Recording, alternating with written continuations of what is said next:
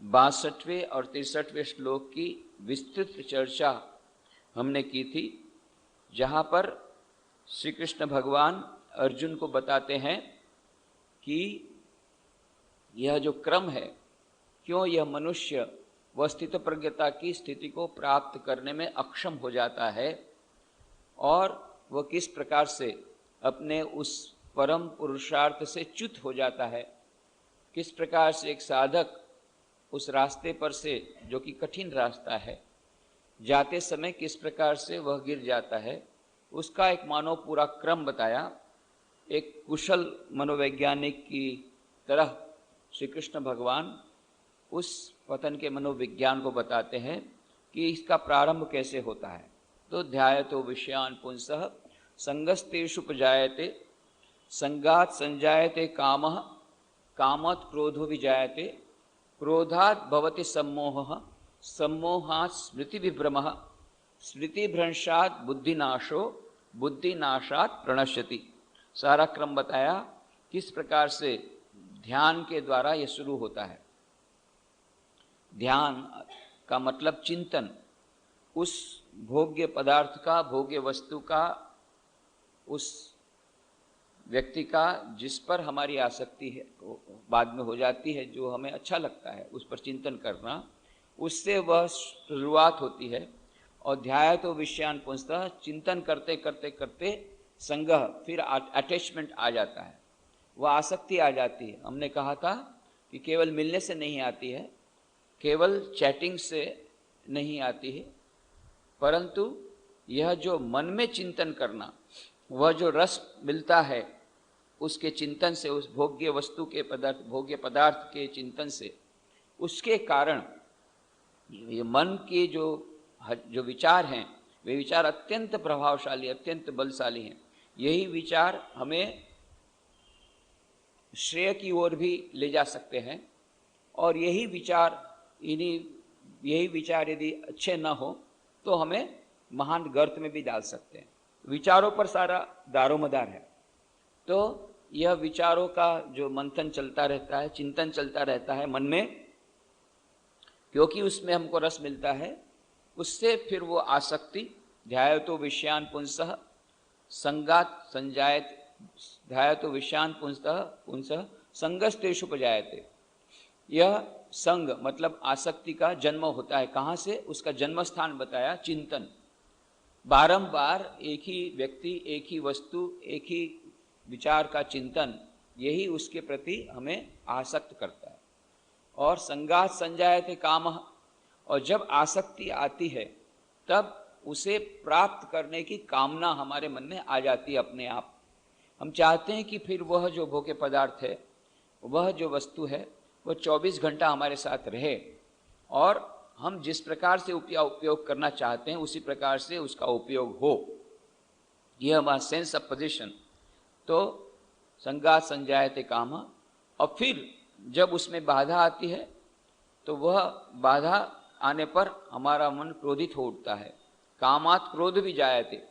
जब भी कोई क्रोध आता है उसका एकमात्र कारण होता है हमारी जो कामना है, उसमें जब व्यवधान आता है तब हमें क्रोध आता है। कभी भी कोई भी समय हम देखेंगे, क्रोध का एकमात्र कारण है हमने जैसा सोचा था ऐसा नहीं हुआ, यही एकमात्र क्रोध का कारण है। हमारे मन में जो कामना थी, हमारे मन में इच्छा थी, हमने जो संकल्प लिया था वो पूरा नहीं हुआ, और तब हमारे मन में क्रोध आता है। तो कामात् क्रोध भी जायते, और क्रोधात् भवति सम्मोह, और जब क्रोध आ जाता है तो मनुष्य भूल जाता है, सम्मोहित हो जाता है, उसे समझ में नहीं आता मैं क्या कर रहा हूँ, कहाँ पर हूँ। वह भूल जाता है कि मेरे पिताजी की, मेरे माताजी की, मेरे भाई बहनों की मैं हत्या कर रहा हूँ, ये शराब ज़्यादा पी रहा हूँ, इससे ज़्यादा शराब नहीं पीनी चाहिए, या ड्रग नहीं लेना चाहिए। ये सब कुछ जो कुछ भी एक साधारण व्यक्ति सोच सकता है, वह जो उस प्रकार की सोच नहीं रहती है, वह सम्मोहित हो जाता है। और क्रोधात् भवति सम्मोह, सम्मोहात् स्मृति विभ्रम, स्मृति विभ्रमित हो जाती है। वह स्मृति जो रहती है कि पिछले समय, पिछली जितनी स्मृतियाँ या मेमोरीज, ये मानो उड़ जाती हैं, वेपोराइज हो जाती हैं, और वो भूल जाता है कि मैं किसके साथ बात कर रहा हूँ, किस प्रकार से बात कर रहा हूँ। किस प्रकार से मुझे बात करनी चाहिए, वो सब कुछ भूल जाता है। और स्मृति भ्रंशात बुद्धि नाश हो, और जब स्मृति का ही भ्रम हो गया, वही भ्रमित हो गई, तो फिर बुद्धि नाश।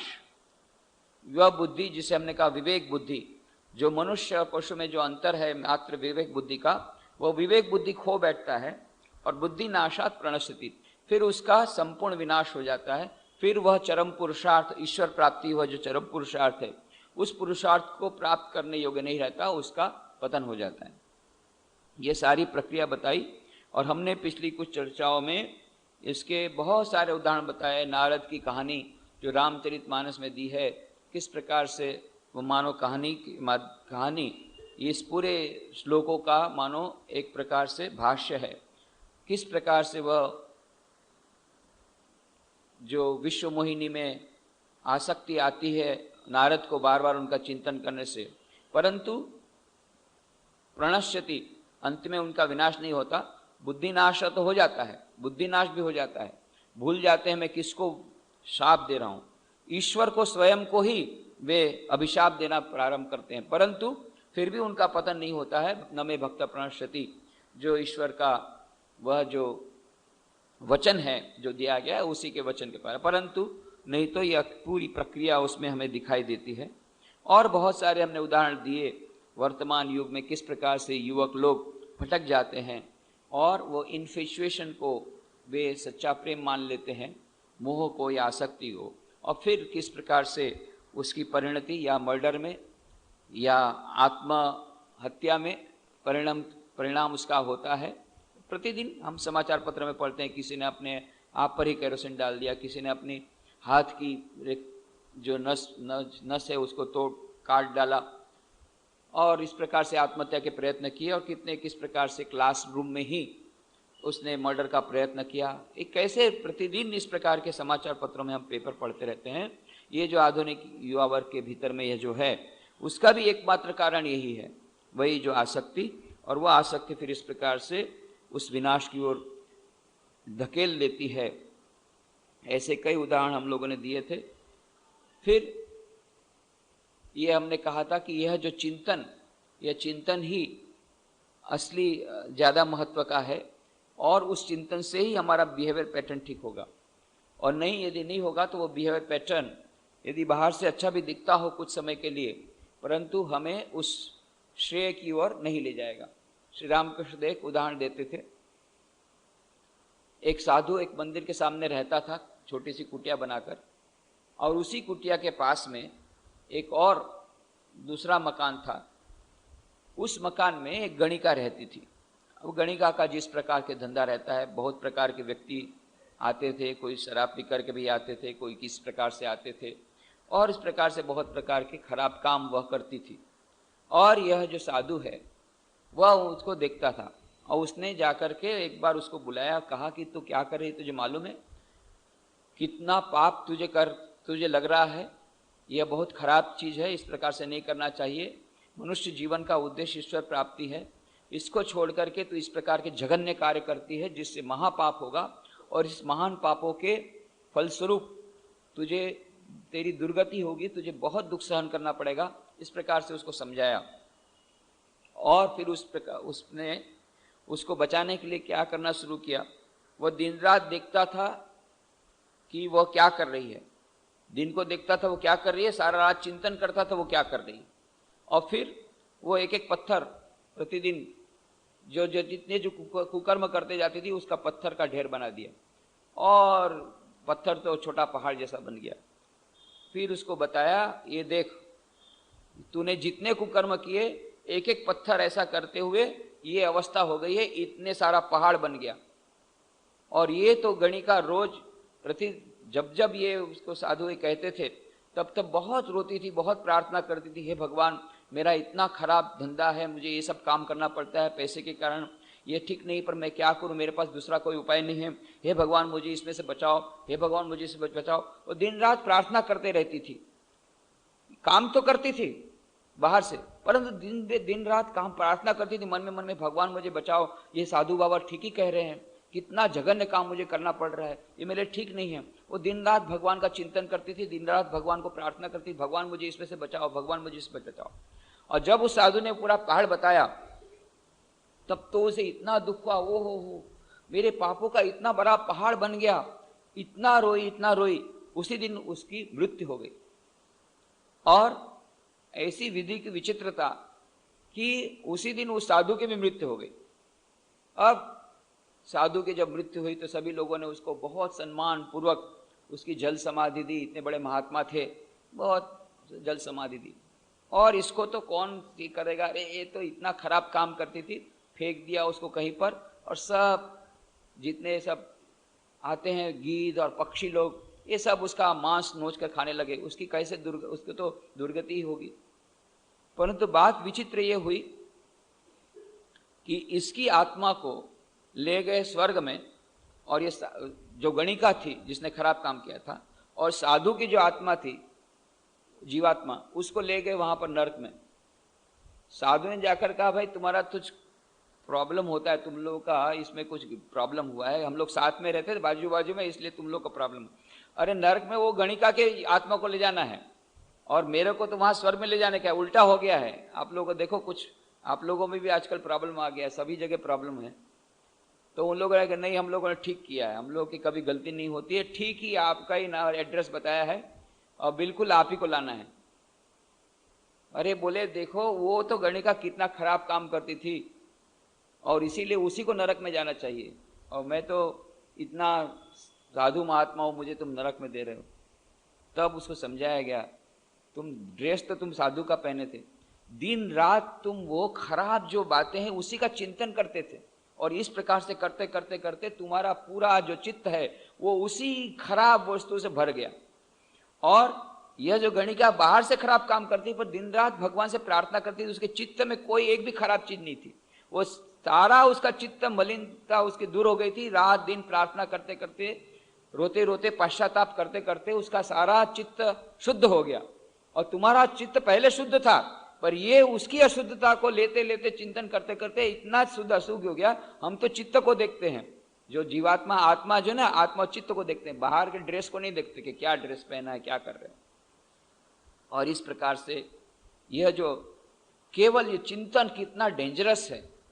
चिंतन ही असली चीज है कि हम बैठे बैठे क्या चिंतन करते हैं।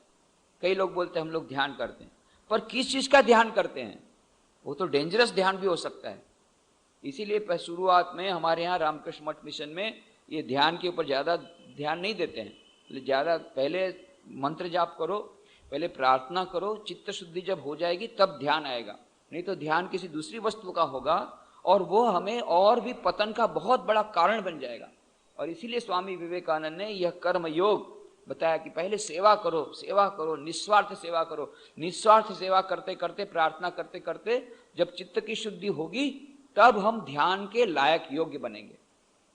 नहीं तो ईश्वर के लिए ध्यान करने बैठे और ध्यान कर रहे हैं कि कौन क्या कर रहा है, और ध्यान कर रहे हैं कि वो सामने वाला क्या कर रहा है, ध्यान कर रहे हैं या हमारी कोई इच्छित जिस वस्तु को हम बहुत प्यार करते हैं या जो भोग्य पदार्थ जो हमको बहुत अच्छा लगता है उस पर हम ध्यान कर रहे हैं, वो हमको पता भी नहीं लगता। हमें बड़ा अच्छा लगता है ध्यान करना, घंटों ध्यान करना, क्यों? उसमें से हमको रस मिलता है। परंतु हमको यह पता नहीं है कि हम लोग किस चीज का ध्यान करते हैं। फिर जा करके जब हमारा चित्त पूरा मलिन हो गया, खराब भावनाओं से युक्त हो गया, बैठे तो थे भगवान का ध्यान करने, दूसरा ध्यान हो गया। इसीलिए चित्त शुद्धि की बड़ी आवश्यकता है। पर और इसीलिए हम ये भी कहते हैं कि मानो निर्गुण निराकार का ध्यान बहुत सख्त हो तो सगुण साकार के ध्यान से प्रारंभ करना चाहिए। तो जो ईश्वर की मूर्ति या ईश्वर का रूप, ईश्वर का स्वरूप या ईश्वर के गुण, ये गुण चिंतन या उनका लीला चिंतन या उनका स्वरूप चिंतन, ये बहुत प्रकार के चिंतन हैं। तो ये जो अवेयरनेस के जो चिंतन है वो भी एक प्रकार का ध्यान है। पर उस प्रकार के ध्यान में यह डेंजर है कि हम अपने उस आत्मा का चिंतन करने के बदले कभी कभी इस प्रकार से दूसरे प्रकार का चिंतन शुरू कर देते हैं, ध्यान शुरू कर देते हैं और हम गर्त में चले जाते हैं। तो इसलिए उपाय बताया, दो उपाय बताए, एक निस्वार्थ सेवा और प्रार्थना के द्वारा चित्त शुद्धि करो जिससे हमारा मन अशुद्ध वस्तु पर ध्यान न करे, और दूसरा यदि निर्गुण निराकार का चित्त ध्यान नहीं होता है, तो सगुण साकार का चिंतन करो, खुली आंखों से पहले करो, बाद में बंद आंखों से करो। यह भी एक उपाय है। क्यों? जहां राम तहां नहीं काम, जहां काम तहां नहीं राम, तुलसी दोनों न रह सके, रवि रजनी एक ठाम। जिस प्रकार से अंधकार और प्रकाश एक साथ नहीं रह सकते, रात और सूर्य एक साथ नहीं रह सकते, उसी प्रकार से राम और काम एक साथ नहीं रह सकते। तो राम का चिंतन होगा तो काम अपने आप जाएगा, दूर चला जाएगा। तो इसीलिए हम लोगों ने पिछले चर्चा में धनुर्दास का उदाहरण दिया था, किस प्रकार से भयंकर आसक्ति थी हिडिंबा के प्रति, पर फिर रामानुजाचार्य ने किस प्रकार से वह स्वरूप बताया ईश्वर का, और उस ईश्वर का स्वरूप का चिंतन करते करते, ध्यान करते करते वो महान भक्त बनेगा धनुर्दास। वही आसक्ति जो उसकी हिडिंबा के प्रति थी, वह आसक्ति ईश्वर के प्रति जब चली गई, उसकी दिशा बदल गई, तो महान भक्त बन गया। तुलसीदास जी के का भी हमने उदाहरण दिया, कितनी घोर आसक्ति थी, पर वही जो चिंतन दिन रात उसका रत्नावली का कर चलता रहता था। रत्नावली ने जब वो कटाक्ष व्यंग्य बाण कहे, तो बस उसने चिंतन का वह जो था उसकी दिशा बदल दी। तो वह चिंतन की वह जो आसक्ति उसकी ईश्वर में आई, और ईश्वर की आसक्ति जब आई, तब ये आसक्ति अपने आप चली गई, और महान गोस्वामी तुलसीदास जी महान रामचरितमानस के महान लेखक हो गए, कि बहुत बड़े संत हो गए। तो यही आसक्ति जो आज हमें गर्त में डालती है, वही आसक्ति हमें उच्च स्थान दिखा सकती है। केवल उसकी दिशा हमें बदलनी है, तो यह हो सकता है। और इसीलिए यह श्लोक अत्यंत महत्वपूर्ण है, और इसीलिए कहा गया कि हमें प्रारंभ में ही यदि हम ये जान लें कि शुरुआत होती है चिंतन से, तो हमें चिंतन यदि हमने बंद नहीं किया, तो फिर उसके बाद में गेंद ने पहली बार टप्पा खाया, उसको उस समय पकड़ लिया तो ठीक है सीढ़ी के पास, नहीं तो फिर वो सीढ़ी में एक टिप्पा खाते खाते खाते खाते सब सीढ़ियों से एकदम नीचे चली जाएगी, फिर उसको कंट्रोल हम नहीं कर सकते। उसी प्रकार से हमारा मन यदि एक बार चला गया और उसने ध्यान करना शुरू कर दिया, चिंतन करना शुरू कर दिया, और यदि उसमें आसक्ति आ गई, तो फिर आसक्ति जहां आई तब उससे छूटना बड़ा मुश्किल है।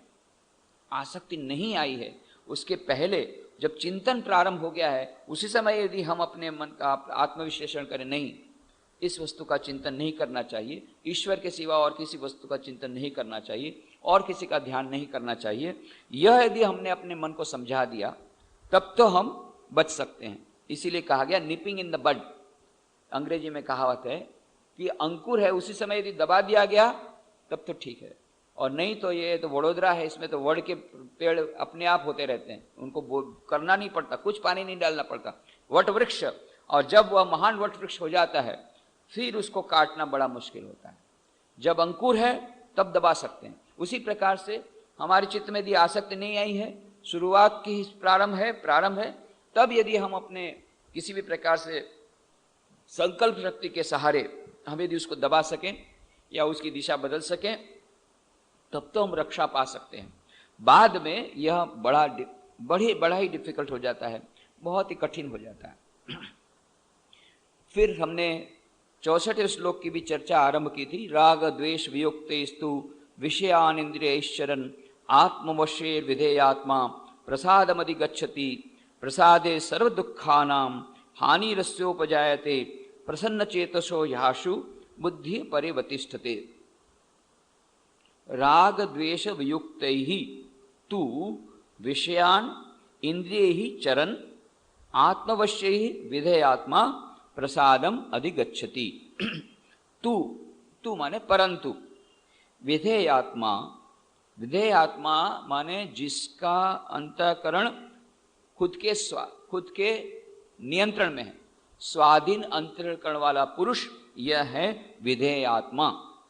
तो ऐसा जो विधेयात्मा है, राग द्वेष वियुक्त, राग द्वेष से रहित होकर के, राग द्वेष वियुक्त, वियुक्ति माने अयुक्त माने रहित होकर के, आत्मवश्य ही और अपने वश में की हुई इंद्रिय ही, इंद्रियों द्वारा, विषयान विषयों को, चरण माने भोगता हुआ, प्रसादम अंतःकरण की प्रसन्नता अर्थात स्वच्छता को, अधिगच्छति प्राप्त होता है, और प्रसादे सर्व दुखानां हानि अस्य उपजायते प्रसन्न चेतस ही आशु बुद्धि पर्यवतिष्ठते। तो कहा गया प्रसादे, प्रसादे माने चित्त की निर्मलता के प्राप्त होने पर अस्य इसके सर्व दुखानाम संपूर्ण दुखों का हानि अभाव उपजायते हो जाता है। प्रसन्न चेतसः प्रसन्न चित्त वाले पुरुष की बुद्धि ही बुद्धि आशु आशु माने शीघ्र पर्यवतिष्ठते अच्छी प्रकार स्थिर हो जाती है। तो स्थिर बुद्धि करने का हम प्रयत्न कर रहे हैं। हम यहाँ स्थित प्रज्ञ से का भाषा स्थितधि किम प्रभाषेत किमासित प्रसेद किम, उसी की बात चल रही है। तो स्थिर बुद्धि किस प्रकार से प्राप्त हो, तो ये स्थिर बुद्धि कैसे प्राप्त होगी? ये स्थिर बुद्धि तब तक प्राप्त नहीं होगी जब तक हमारा चित्त है वो प्रसन्न चित्त हम लोग नहीं होंगे, तब तक हमारी बुद्धि वह शांत वह स्थिर नहीं होगी। तो प्रसन्न चेतस कब हो जाएगा? जब सभी प्रकार के दुख हमारे मन में से निकल जाएंगे, तभी हम लोग प्रसन्न सुखी हो जाएंगे। सुख प्राप्त करने का एकमात्र मार्ग है सभी प्रकार के दुखों से निवृत्ति, तब तक हम सुखी नहीं हो सकते।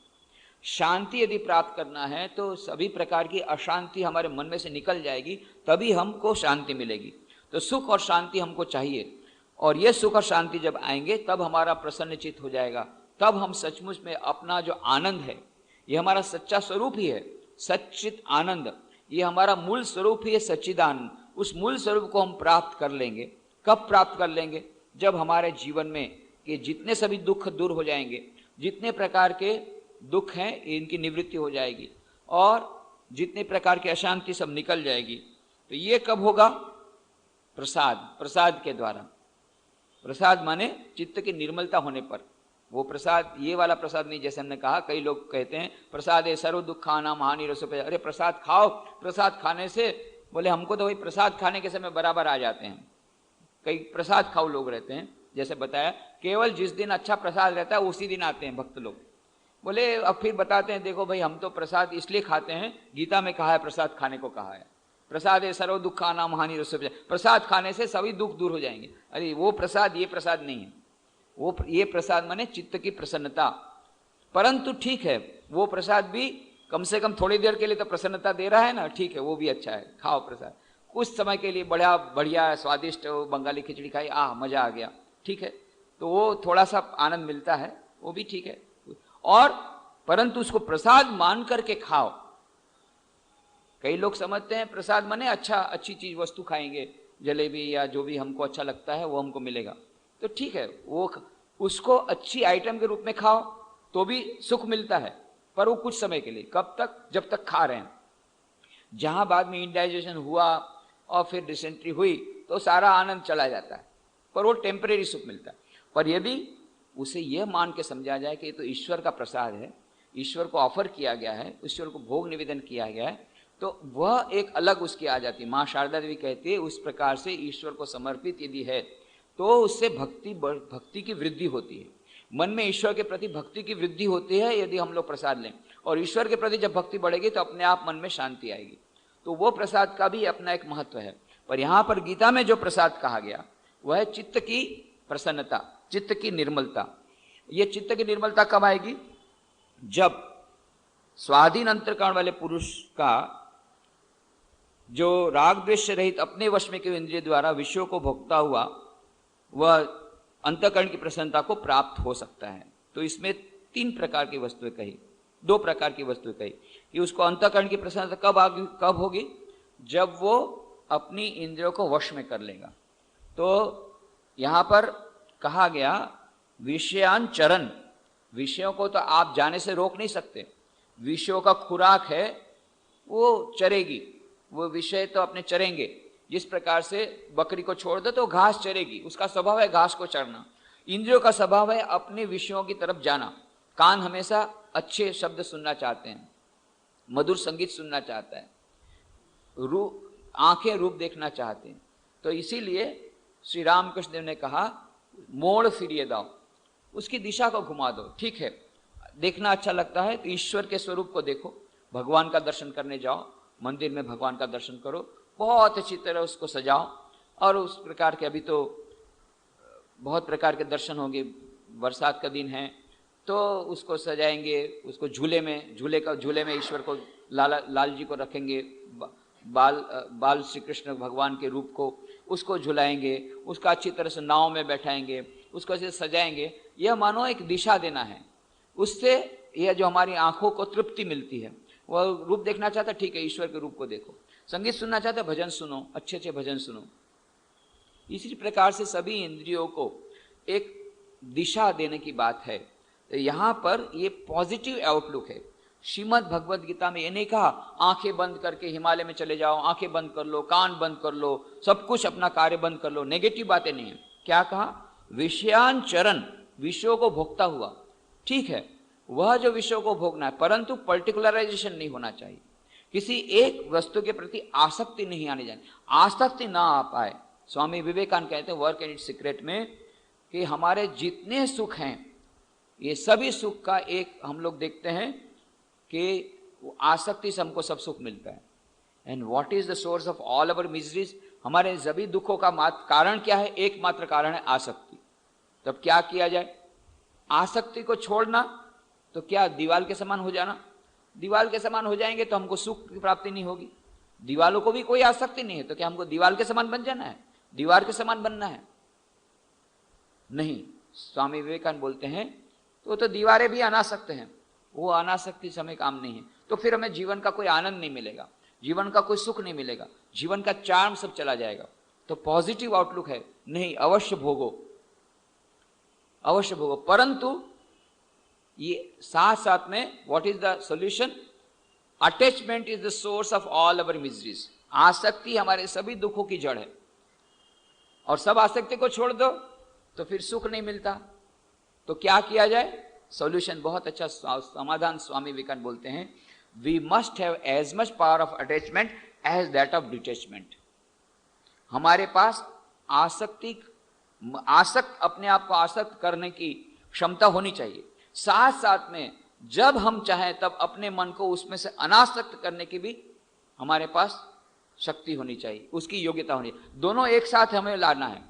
कितने लोग हैं वो आसक्त नहीं हो सकते, आसक्त होते नहीं, उनको भावना वगैरह कुछ है नहीं, तो बहुत कठोर दिल के रहते हैं, तो वो उनको किसी प्रकार का दुख नहीं आता, क्योंकि कोई ना कोई आसक्ति हुई ना कहीं कोई पतन हुआ, परंतु उनको जीवन का आनंद नहीं मिल सकता। दूसरा व्यक्ति है आसक्त हो जाता है, वह प्रेम करता है, दूसरे के पास से प्रेम की अपेक्षा करता है, उसके जीवन में रस है, परंतु यह रस ही उसको डुबाता है, बाद में बहुत बड़ा दुख आता है। तो फिर समाधान क्या है? स्वामी विवेकानंद बोलते हैं, let us develop the power of attachment along with the power of detachment। दोनों यदि एक साथ आएंगे तभी हम लोग को दो प्रकार के जो विरुद्ध हमारे मार्ग हैं उनसे हम बच सकेंगे। एक मार्ग ऐसा है जहां किसी प्रकार का दुख नहीं पर किसी प्रकार का सुख भी नहीं, शुष्क मार्ग। दूसरा प्रकार का है बहुत प्रकार का सुख है पर साथ में उतना दुख है, जब हमें वह आसक्त हो जाते हैं तो उस प्रकार दुख भी मिलता है। तो बीच का मार्ग क्या है? बीच का मार्ग है let us have as much power of attachment as that of detachment. अनासक्त अपने आप को करने की भी योग्यता हमारे में पनपे तो इंद्रियां विषयों के चरेगी जाएगी, परंतु उसमें अटैच नहीं होगी। ये अटैचमेंट कब आता है? इंद्रियों को जाने से नहीं आता है, पर इंद्रियां जाने पर जो रस प्राप्त हुआ उसके बाद में उसका जो चिंतन शुरू किया, ध्यान करना शुरू किया, बार बार उसी एक वस्तु का चिंतन करना शुरू किया, उसमें से आसक्ति आती है, उसमें से हमको बचना है। यदि ये हम कर सकते हैं तो क्या होगा? इस प्रकार से इंद्रियां अपने विषय में विचरण करेगी। ये कैसी इंद्रियां हैं? आत्मवश्य ही, अपने वश में क्यों इंद्रियां हैं? जहां हम जाने देना चाहते हैं वहीं जाती है। हम कहते हैं कि तुमको रस अवश्य लेना है पर पॉप म्यूजिक मत सुनना, भगवान का भजन सुनो। इस प्रकार से अपने अंतःकरण पर जिसका कंट्रोल है, जिसका नियंत्रण है, वही बाद में चित्त की प्रसन्नता को प्राप्त होता है। इंद्रियों को अपने आप अच्छा ठीक है यहाँ चरण मतलब चरने दो, ये बात श्री कृष्ण भगवान नहीं कहते हैं। क्या कहते हैं? आत्मवश्य ही इंद्रिय ही विषयान चरण। आत्मवश्य ही, अपने वश में की हुई और राग द्वेष से रहित इंद्रियों द्वारा, ये दो प्रकार के विशेषण लगाए। ये इंद्रियां कैसी होनी चाहिए? राग द्वेष से रहित होनी चाहिए। क्योंकि राग और द्वेष ये दो ही तो हमको दुख देते हैं। राग माने अटैचमेंट और द्वेष माने वह फिर द्वेष बुद्धि अपने आप आ जाती है, क्रोध आ जाता है जब हमारे अटैचमेंट में बाधा होती है। तो राग और द्वेष जो लाने वाली इंद्रियां हैं, तो इस प्रकार से राग और द्वेष से रहित होना चाहिए। और दूसरा कहा विधेय आत्मा, स्वाधीन अंतःकरण वाला पुरुष होना चाहिए। तो इंद्रियां तो वश में की हुई होनी चाहिए, राग द्वेष से रहित होनी चाहिए और संयमित होनी चाहिए। ये एक प्रकार की उन्होंने रिक्वायरमेंट बताई, एक प्रकार की आवश्यकता। दूसरा उन्होंने बताया विधेय आत्मा। दोनों की आवश्यकता क्यों है? विधेय आत्मा की क्यों आवश्यकता है? तो कई लोग बोलते हैं भाई हम लोग तो विचार को ज्यादा महत्व देते हैं, आचार को ज्यादा महत्व नहीं देते हैं। नहीं, ये गलत है। और कुछ लोग ऐसे होते हैं कि भाई हम तो आचार को ज्यादा महत्व देते हैं, विचार को महत्व नहीं देते। ये भी गलत है। आचार और विचार दोनों आवश्यक है। यदि हमारे जीवन में आचार रहेगा, आचरण बहुत अच्छा है, पर विचार ठीक नहीं है, तो हम क्या हो जाएंगे? पाखंडी हो जाएंगे।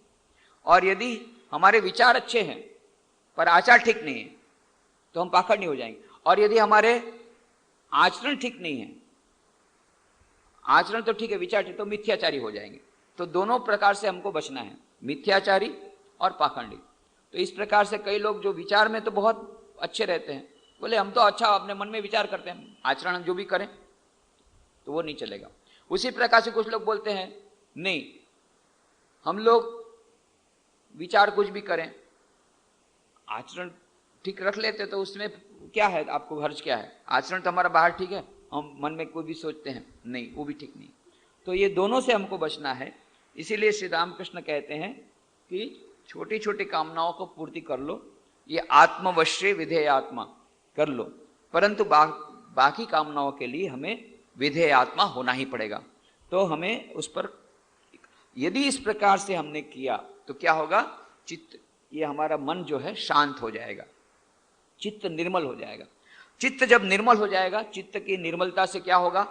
चित्त की जब निर्मलता आ जाएगी तो सर्व दुखानाम हानि रस्योपजायते, सभी प्रकार के दुखों की निवृत्ति हो जाएगी। तो तीन प्रकार के दुख होते हैं, आदि भौतिक, आदि दैविक और आध्यात्मिक। तीनों प्रकार के तापों की शांति हो जाएगी। हमारे जीवन में क्यों, हम लोगों के जीवन में दुख है, कभी कभी दुख आता है, क्यों आता है? क्यों आना ही नहीं चाहिए। हमारा यदि सच्चा स्वरूप है सच्चित आनंद, सच्चित आनंद यदि हमारा सच्चा स्वरूप है तो हमेशा हमें तो आनंद में ही रहना चाहिए। बीच बीच में हमको क्यों लगता है कि नहीं आनंद नहीं है जीवन में? क्यों ऐसा लगता है? हमें तो हमेशा आनंद में रहना चाहिए, हमेशा हमारे आनंद की हमकी अनुभूति होनी चाहिए। ये क्यों नहीं होती है? कारण ये है, ये दुख आ जाते हैं। ये दुख क्यों आते हैं? ये चित्त की अशुद्धि के कारण ये दुख आते हैं। तो तीन प्रकार के दुख हैं। आदि भौतिक, बुखार आ गया, सर्दी जुकाम हो गया, दूसरा बुखार आ गया, जॉन्डिस हो गया, कितने प्रकार के, आजकल तो कितने प्रकार की नई नई डिजीज भी आ गई है। कुछ तो पुराने तो रोग तो हमको भी होते थे, अभी नए नए रोग जिसका नाम नहीं सुना, ऐसे ऐसे रोग आते हैं। तो ये सब रोग आना, ये भी आदि भौतिक। तो ये आदि भौतिक सब दुख हैं। कितने प्रकार के दुख हैं? दूसरे हैं आदि दैविक। आदि दैविक मतलब अचानक भूकंप आ गया और कुछ सेकंड के भीतर में सब खत्म, या बहुत बाढ़ आ गई और सब बह गया। ये आदि दैविक दुख हैं। और तीसरा है आध्यात्मिक, जो भीतर से आते हैं। बाहर से हमको कुछ नहीं है, कोई रोग नहीं है, कोई रोग नहीं, स्वस्थ हैं, भौतिक रूप से स्वस्थ हैं, फिजिकली फिट, मेडिकली फिट, और कोई भूकंप भी नहीं है, बाढ़ भी नहीं आई, कोई किसी पर, सब कुछ है, धन दौलत है, मकान है, कपड़ा है, सब कुछ है, परंतु मन दुखी है। ये कहां से आया दुख?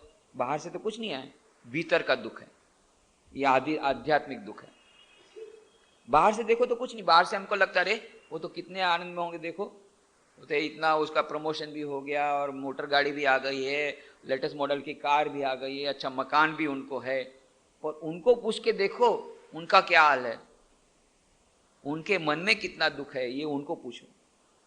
तो ये आध्यात्मिक दुख है, बाहर का कोई दुख नहीं है। भीतर का दुख है। ये तीनों प्रकार के दुख होने के कारण हमारा जो सच्चा स्वभाव है आनंद स्वरूप, ये आनंद हमें नहीं मिलता है। पर यदि चित्त हमारा निर्मल हो जाए, सभी प्रकार की आसक्ति निकल जाए और इस प्रकार से हमारा ये हमारी इंद्रियां जो अपने अंतःकरण के द्वारा संयमित हो जाए, तो फिर तुरंत हमें चित्त की प्रसन्नता प्राप्त हो जाती है। चित्त की प्रसन्नता जो हमारा सच्चा स्वभाव है, स्वाभाविक हमारा स्वरूप जो है प्रसन्न रहना, वो प्रसन्न रहना अपने आप आ जाता है। फिर लाफ्टर क्लब ज्वाइन करने की हमको जरूरत नहीं रहती। लाफ्टर क्लब में जाना पड़ता है, डॉक्टर ने कह दिया भाई तो हंसा करो, ये बहुत डिप्रेशन में रहने से आपकी तबीयत खराब है। तो जा करके हमने देखा, एक बार मैं छपरा गया था, तो छपरा में हमारे आश्रम के सामने ही एक गार्डन है छपरा, तो वहाँ लाफ्टर क्लब। अरे मैं बोला पागल कुछ लोग हो गए क्या? नहीं, वो तो लाफ्टर क्लब है भाई, पागल नहीं हुए वो लोग। पर ऐसा लगता आर्टिफिशियली बेचारे लोग हंसने का प्रयत्न करते हैं, उनको चेहरा देखने लगता नहीं कि वो हंस रहे हैं, हाँ एकदम जोर जोर से हंसने का प्रयत्न करते हैं। तो ठीक है, वो भी एक प्रकार का एक अभी थेरेपी हो गया, लाफ्टर थेरेपी, हंसना।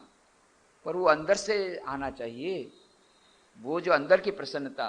स्वामी विवेकानंद ने कहा था, to be happy and smiling always takes you nearer to God than any prayer in this world. But how to become happy, यही तो प्रॉब्लम है। भगवान के उल्टा मैं तो कहता हूं, जब तक भगवान नजदीक नहीं रहते you can not be happy. Swami ji ने कहा, बहुत अच्छा कहा, to be happy and smiling always takes you nearer to God. पर कैसे आएगा वो स्माइल? अपने आप थोड़ी आएगा, भीतर में से दुख रहेगा तो स्माइल आएगा। वो एयर हॉस्टेस का स्माइल होगा, बेचारे नहीं स्माइल करना चाहते, अब पेमेंट मिल रहा है करना पड़ता है, तो बड़े दुख के साथ वो स्माइल देना होगा। तो to be happy and smiling always कहा है कि सुख हमेशा आनंदित रहो और फिर वो जो स्मित करो, उसके द्वारा तुम भगवान से ज्यादा नजदीक पहुंचोगे किसी भी प्रार्थना की अपेक्षा। पर वो कब होगा? नहीं होता है जब तक आध्यात्मिक दुख है, आदि भौतिक दुख है, आदि दैविक दुख है, तीन में से कोई भी दुख हमारे जीवन में है, तब तक हमारे जीवन में नहीं होगा, जब तक चित्त की प्रसन्नता नहीं है। ये सब तो बाधक है। हमारी चित्त में प्रसन्नता अवश्यम भावी है, हमारा स्वरूप ही आनंद का स्वरूप है। स्वामी विवेकानंद को कहा गया, भाई क्या आप लोग हमेशा क्या इतने बड़े बड़े ठहाका मार कर हंसते रहते हैं, ये आपको शोभा देता है? स्वामी विवेकानंद को एक शिष्य से नहीं रहा गया। स्वामी जी को जब अमेरिका में देखा, क्योंकि उन लोगों का तो इस प्रकार की एक धारणा रहती है, जो धर्मोपदेशक रहेंगे वो बहुत गंभीर रहेंगे, एकदम उनका एकदम लॉन्ग फेसेस, बहुत ही गंभीर चेहरा रहेगा। और स्वामी विवेकानंद को देखा, जब लेक्चर के बाद आए तो आइसक्रीम पार्टी कर रहे हैं, ठहाका मारकर हंस रहे हैं, बहुत जोर जोर से हंस रहे हैं। ये उन लोग को पहले तो एकदम उनके समझ में नहीं आया क्या बात है। फिर अंत में एक शिष्य से नहीं रहा गया, Swami you ought to be little more serious, you are a religious preacher. Swami ji आपको तो गंभीर रहना चाहिए, आप तो धर्मोपदेशक है, क्या ठहाका मार के हंसते रहते हैं? स्वामी जी तुरंत कहते, madam it is not that I am always like this, I too become serious when I got stomach ache. मैं भी कभी कभी गंभीर हो जाता हूं, जब मुझे पेट में दर्द आता है तो मैं भी गंभीर हो जाता हूं। इसका मतलब होता है जब पेट में दर्द नहीं तो काहे को गंभीर हो रहे हो, कहने का मतलब यह है। फिर स्वामी जी ने बताया, वाई शुड बी मोरोज, हम क्यों गंभीर रहें, हम क्यों दुखी चेहरा लेकर फिरें, why should we have clouded faces, क्यों हम इस प्रकार से रहें, why we are the children of immortal bliss, हम तो उसकी संतान है, उस आनंद के संतान है। We are the children of immortal bliss, हम आनंद के संतान है, हमारा सच्चा स्वरूप है आनंद। तो आनंद में स्वरूप है, वो प्रसन्नता तो हमारे भीतर में इनबिल्ट है, तो हम क्यों दुखी रहेंगे? Why should we have clouded faces? इसलिए स्वामी विवेकानंद बोलते हैं, when you have got a clouded faces don't go out of your room, shut yourself in the room, अपने कमरे में बंद कर दो अपने आप को। जब आपका चेहरा बहुत ही मायूस है, बहुत ही दुखी है आप तो उस समय बेहतर है कि घर रूम के बाहर मत जाना। क्यों? You do not have any right to spread this disease called melancholy. Melancholy नाम की डिजीज है, मेलंकॉली माना निराशा या हताशा, ये भी बहुत इन्फेक्शियस डिजीज है। जैसे बहुत सा प्रकार के चेपी रोग रहते हैं ना, वो चेपी रोग के समान ये जो मेलंकॉली नाम का जो रोग है वो बहुत चेपी रोग है। 4-5 ऐसे चेपी रोग वाले जो किसी भी तरह बैठने से हम लोग को भी लगता है कि दुनिया में अब जीना नहीं है, चलो भाई हम लोग भी मर जाए आत्महत्या करें, वो अपने आप डिप्रेशन आ जाता है। जितने डिप्रेस्ड लोगों के साथ रहते रहते डिप्रेस्ड मन हो ही जाता है, ये चेपी रोग है। तो स्वामी जी बोलते, you do not have any right to spread this disease of melancholy into the outer world. ऐसा यदि तुमको रोग हो गया है मेलंकोली का, हताशा आ गई, निराशा आ गई, तो अपने कमरे में रहो, पर बाहर जा करके दूसरों को इस प्रकार का रोग न मानो। पर अभी तो ये रोग बहुत फैल गया, अब कहाँ जाओगे, कुछ तो बाहर तो निकलना ही पड़ता कभी न कभी। चारों ओर इस प्रकार के क्लाउडेड फेसेस। वहां पर विदेश में जाना हुआ, वहां सोचा था तो कितने सुंदर रोड, इतने बढ़िया रोड, इतनी बढ़िया ट्रेन्स और कितनी सारी सुविधाएं, कल्पना नहीं कर सकता क्या नीटनेस, क्लीनलीनेस किसको बोलते हैं, स्वच्छता, परंतु सब क्लाउडेड फेसेस। कोई इस प्रकार से जो ऐसा दिल से हंस दे या दिल से उनकी प्रसन्नता झलक मिले, ऐसे बहुत कम। जो बाहर के लोगों की मैं बात बता रहा हूँ, हमारे आश्रम में आते हैं उनकी बात नहीं बता रहा हूँ, जो हमारे सेंटर्स में आ रहे हैं उनकी बात बता नहीं रहा हूँ, क्योंकि उनको वो आनंद का मार्ग मिल गया है। पर इन जनरल आप जाइए तो वहां ट्राम में बैठा बैठा कितने सारे लोग ऐसा ऐसा करते हैं, मैं तो समझ में नहीं आया क्या कर रहा है। ट्राम में बैठा बैठा इतना बढ़िया सूट बूट पहना हुआ ऐसा ऐसा कर रहा है, मैंने गुस्से के कारण अपने आप को मार रहा है। तो मैंने फिर वो स्वामी जी को पूछा, वहां के विदेश स्वामी जी बोले यहाँ सब ऐसे ही लोग हैं ज्यादा कर, बाहर से ऐसा दिखते कितने आनंद में होंगे, कितना बढ़िया सूट पहना हुआ है, इतनी लग्जरियस गाड़ी में जा रहा है, परंतु इस प्रकार से कोई गुस्से में है, कोई इस प्रकार से, कोई ऐसा के चेहरा बना, और कोई आपसे बात नहीं करेगा। यहाँ तो अनजान से तो बात करना माने बहुत महान पाप है, और स्वामी जी हमको बता दिया सावधान, अनजान में बात नहीं करना। क्यों? और हम लोग तो अनजान से कभी बात करते हैं, ट्रेन में बैठे तो अनजान से तो झगड़ा करते हैं 5 मिनट बाद, फिर उसके साथ हम लोग टिफिन खाते हैं। ये तो हमारा इंडियन है। ट्रेन में जैसे ही जा गया, क्यों है हमारे पास में आया, सीट के लिए इतना छिना झपटी होता है, क्यों हमारे सीट में, ये हमारा नंबर है, वो नंबर है, आप उधर जाइए, यहाँ क्यों बैठे, कितना झगड़ा। 5 मिनट के बाद अच्छा थोड़ा सा लेंगे नाश्ता जो लाए, फिर बोले सामने वाला देगा, 5 मिनट में फिर दोस्ती। ये दे कैन नॉट इमेजिन, ये विदेश में समझ ही नहीं सकते। तो यह जो यहाँ का स्वभाव ही है अभी भी, क्यों यहाँ पर हमारे पास वो आध्यात्मिकता है, उसके कारण वो चित्त की प्रसन्नता हमें मिलती रहती है, उसके कारण हम उससे बचते रहते हैं, वो निराशा के रोग से। पर यह भगवत गीता में श्री कृष्ण भगवान ने बताया, बाद में बताएंगे कि यह जो शांति और सुख के लिए हम भटक रहे हैं, यह सब हमारे भीतर में ही है, और उसको प्राप्त करने का मार्ग यही, स्थित प्रज्ञता के जो लक्षण बताए उसको प्राप्त करने का मार्ग यही जो मार्ग है बताया है। उसकी विस्तृत चर्चा हम लोग अगले रविवार को करेंगे। आज यही समाप्त करें।